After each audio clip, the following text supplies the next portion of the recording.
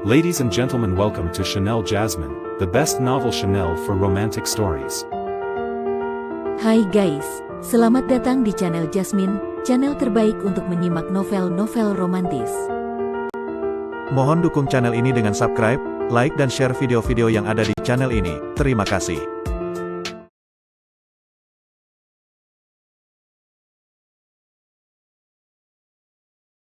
Kaisar Agung Seni Bela Diri bab 1450. Saat ini, hal yang paling menarik perhatian di wilayah Tiga Bakat adalah Perang Suci.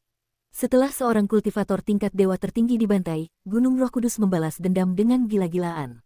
Konon penguasa Roh Kudus secara pribadi telah turun, membawa serta artefak Kaisar Pembuktian Dao yang ditinggalkan oleh Kaisar Abadi Roh Kudus. Tempat di mana Istana Biou berada telah sepenuhnya diduduki oleh berbagai tanah suci, melarang semua kultivator lepas dan orang-orang dari kekuatan lain untuk mendekat. Terhadap semua ini, Luo Xiu tidak peduli. Di sebuah penginapan di kota abadi, ia menyewa sebuah kamar. Penginapan di dunia bela diri tidak hanya menyediakan tempat untuk singgah. Di dalam kamar terdapat ruang rahasia yang diukir dengan pola formasi, yang dapat mengisolasi aura dan penyelidikan indera spiritual. Setelah Luo Xiu tiba di kamar, pertama-tama ia memeriksa pola formasi di sini.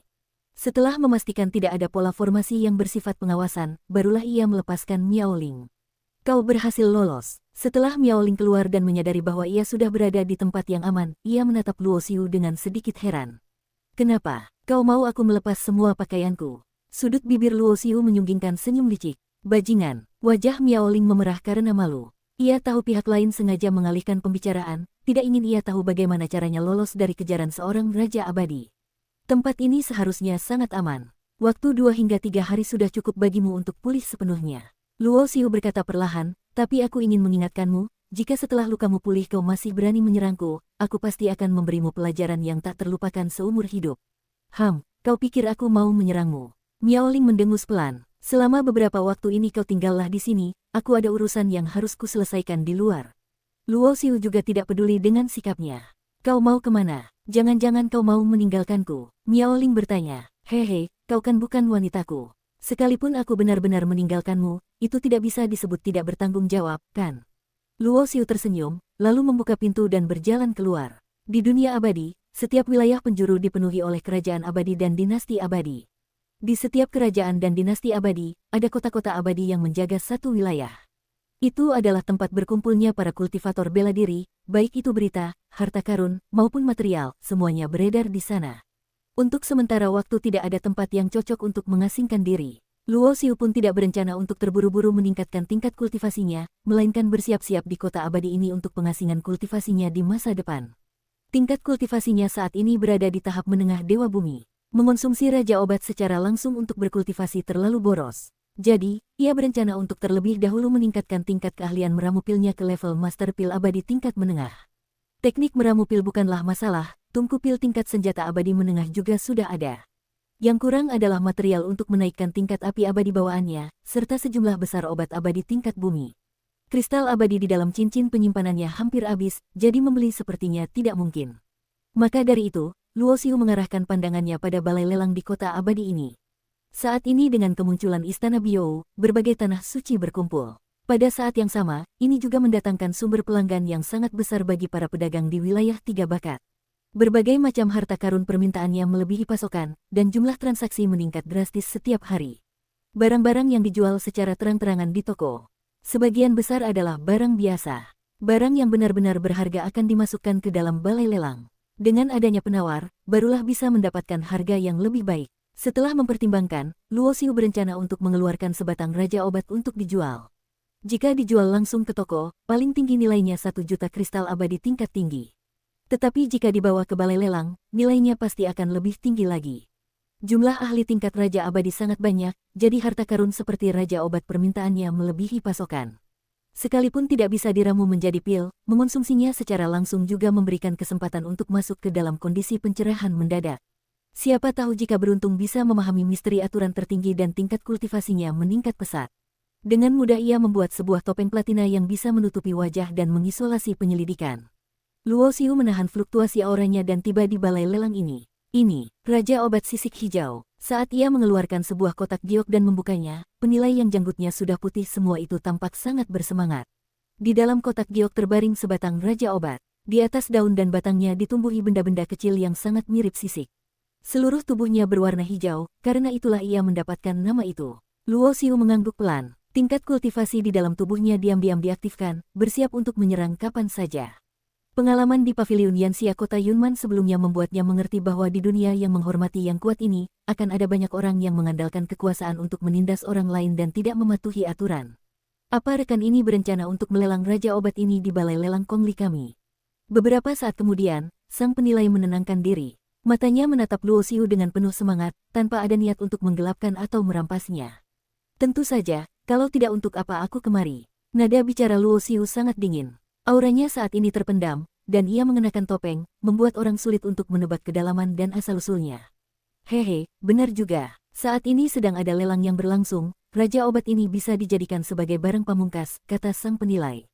Sebuah kota abadi umumnya jarang dijaga oleh seorang Raja Abadi, sebagian besar adalah Dewa Langit. Oleh karena itu, harta karun yang dilelang di balai lelang di kota abadi sebagian besar adalah yang bisa digunakan oleh tingkat Dewa Langit. Harta karun tingkat Raja Abadi jarang sekali muncul, dan jika muncul, biasanya akan dijadikan sebagai barang pamungkas. Tetapi dibandingkan dengan barang-barang biasa milik Raja Abadi, nilai sebatang Raja Obat tentu lebih tinggi dan lebih langka. Sekalipun Raja Abadi juga akan ikut menawarnya, apalagi sekelompok Dewa Langit. Meskipun Dewa Langit tidak bisa benar-benar memanfaatkan fungsi dari Raja Obat, tetapi jika bisa memenangkan sebatang Raja Obat untuk dihadiahkan kepada Raja Abadi yang mereka kenal, maka itu pasti bisa mendapatkan budi dari seorang Raja Abadi. Budi itu bisa digunakan untuk meminta Raja Abadi turun tangan, nilainya tak terhingga. Sang penilai secara pribadi membawa kotak giok itu untuk melelang Raja Obat, sementara Luo Xiu juga mendapatkan sebuah lencana. Dengan lencana ini, ia bisa berpartisipasi dalam lelang, dan pada saat yang sama setelah lelang berakhir, ia bisa menggunakan lencana ini untuk mengambil hasil lelangnya. Luo Xiu tidak takut balai lelang ini akan menggelapkan Raja Obat miliknya. Secara umum, balai lelang sangat mementingkan reputasi. Sekalipun pihak lain benar-benar melakukannya, dengan kekuatannya, di kota abadi ini hampir tidak ada yang menjadi lawannya. Paling parah ia akan merebutnya kembali dengan paksa, lalu segera melarikan diri. Jauh-jauh, di dalam aula lelang, sebuah lelang sedang berlangsung dengan meriah. Setelah Luo Xiu masuk, ia mencari sebuah posisi kosong di sudut dan duduk. Indra spiritualnya masuk ke dalam cincin penyimpanan. Barang rampasan dari membantai satu Raja Abadi dan 4 orang di puncak Dewa Langit sebelumnya belum ia rapikan. Di dalam kelima cincin ini tidak ada barang apapun yang bisa membuktikan identitas. Bahkan selain beberapa material biasa, tidak ada satu keping pun kristal abadi. Luo Xiu benar-benar tertegun. 4 orang di puncak Dewa Langit ditambah satu Raja Abadi, bagaimana bisa semelarat ini? Namun, jika dipikir-pikir lagi, hal itu cukup normal. Bagaimanapun juga, kelima orang ini mengejar dan membunuh gadis suci Yuanxi juga mempertaruhkan nyawa. Begitu mereka tewas, mereka tidak akan memiliki apa-apa lagi. Jadi, sebelum mereka menjalankan misi ini, kekayaan asli mereka seharusnya sudah diatur dan diurus. Saat ini, 30 butir pil giok putih Yuanzhen sedang dilelang. Ini adalah sejenis pil abadi tingkat bumi yang bisa membuat Dewa Bumi meningkatkan kecepatan kultivasi mereka. Secara umum, pil abadi tingkat bumi jarang sekali mendapatkan kesempatan untuk dilelang. Jelas sekali karena kali ini yang dilelang sekaligus 30 butir, makanya ada kesempatan ini. Luo Xiu ingin meningkatkan kemampuannya meramu pil, salah satu tujuan besarnya adalah untuk bisa meramu pil giok putih Yuanzhen. Sebelumnya ia juga sudah mencari tahu harga obat abadi tingkat bumi. Biaya untuk meramu satu tungku pil giok putih Yuanzhen sekitar 200.000 kristal abadi tingkat menengah. Satu tungku bisa menghasilkan antara 6 hingga 9 butir pil.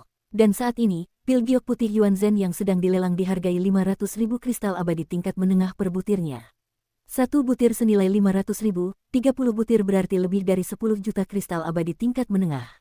Tampaknya kapanpun itu, master pil memang profesi yang paling menguntungkan dan dicari, ya. Luo Xiu sedikit meratap. Jika ia menjadi master pil abadi tingkat menengah, dalam satu hari ia bisa meramu 10 tungku pil abadi, bahkan bisa memastikan setiap tungku pasti menghasilkan 9 butir, dan kualitas pilnya di atas tingkat tinggi. Ini berarti, dalam satu hari ia bisa meramu 90 butir pil abadi tingkat bumi dengan kualitas terbaik. Jika dijual, dalam satu hari ia bisa mendapatkan pemasukan puluhan juta kristal abadi tingkat menengah. Sayang sekali bagi Luo Xiu saat ini, kecuali jika itu adalah kristal abadi tingkat tinggi dan tingkat puncak dalam jumlah besar, kristal abadi tingkat menengah sudah sangat sedikit efeknya untuk peningkatan kultivasinya saat ini. Jika bukan untuk membeli beberapa harta karun yang memerlukan banyak kristal abadi, ia malas membuang-buang waktu untuk mencari uang seperti ini. Semuanya, Barang lelang berikutnya ini saya yakin akan menarik minat banyak orang, karena ini adalah setitik api abadi spesies unik tingkat 2. Sambil berbicara, di atas panggung lelang muncul sebuah kristal seukuran kepala manusia.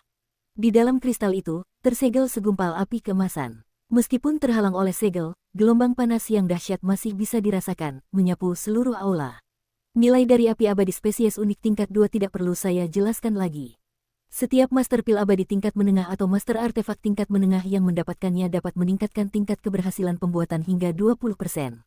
Bahkan jika rela untuk memeliharanya, di masa depan ia bisa dipelihara menjadi api abadi spesies unik tingkat 3, atau bahkan tingkat yang lebih tinggi. Juru lelang itu dengan bersemangat mengucapkan kata-kata yang membangkitkan semangat, memanaskan suasana di seluruh tempat. Mata banyak orang menjadi penuh semangat, diam-diam bertekad untuk memenangkan api abadi unik ini. Bersambung.